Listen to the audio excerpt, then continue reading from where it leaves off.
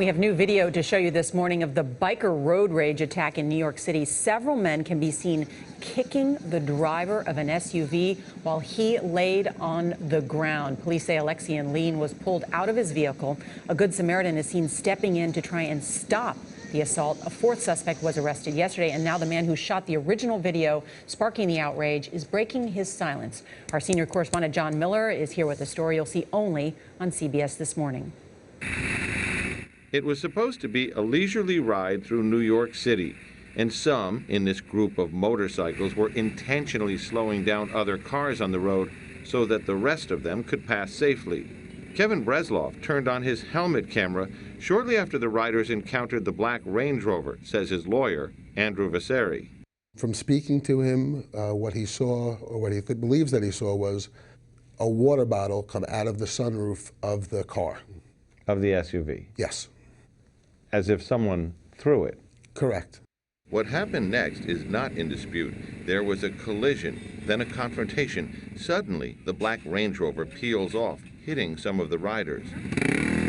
A chase ensues until the SUV, now with its tire slashed, gets stuck in traffic. Some riders attack the vehicle and eventually its driver. But that part isn't captured on Bresloff's video. It was widely discussed after the video was posted on YouTube that before the assault, the cameraman cut the camera off. Is that what happened? We absolutely deny that allegation. We categorically deny that he in any way tampered with the video. Or that there's any more after that of the incident. It's a shame. But that's when it died. The battery just stopped working. There's no more footage. Bresloff told CBS This Morning, quote, "Based on the sole fact that I ride a motorcycle, the public has decided I am a thug or a gang member. This is simply not true. I was a spectator of these unfortunate events that occurred." What's going through his mind? Is he saying, should I intervene? Should I get in the middle of this? Does he think he's still rolling? Is he standing there to record it? I believe he thought that he was still rolling. From speaking to him, it happened so quickly.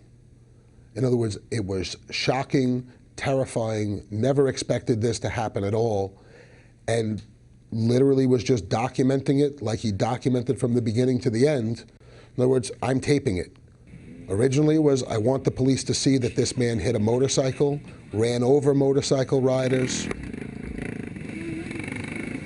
Bresloff is not being treated like a suspect. He is considered a witness, and he doesn't expect to face any charges. And it's important to note, his video is not the only one in this case. The chain of events was captured on surveillance cameras, highway cameras, cell phone videos, iPads, and other bystanders. And as we saw before this piece, and that wasn't Bresloff's video of the actual beating, some of those pictures are starting to come out. Mm-hmm. What do you make of the man who took the video? All right, so I sat with him last night for a while. I took him through his story. He seems like a guy who has fallen into this thing way over his head. I don't think he expected this to. He shot that video, Charlie, and uploaded it to YouTube because that's how he handles his video. It had 400,000 hits in the morning. It's got 6 or 7 million now. This was not what he thought was going to happen here. Do you believe it that the battery just went out right as the attack was happening? You know, that is the kind of thing that begs the question. But the police have executed a search warrant at his home. They've been through his computers and materials looking to see, is there any more? Where's the rest? And there's no indication that it exists. So let's step back. There's some other new developments in this road rage case. A fourth person has now been arrested. What do we know about that individual? And what do we know about what you've reported? There were some undercover cops and other officers that were involved. So another arrest of somebody actually allegedly involved in the assault.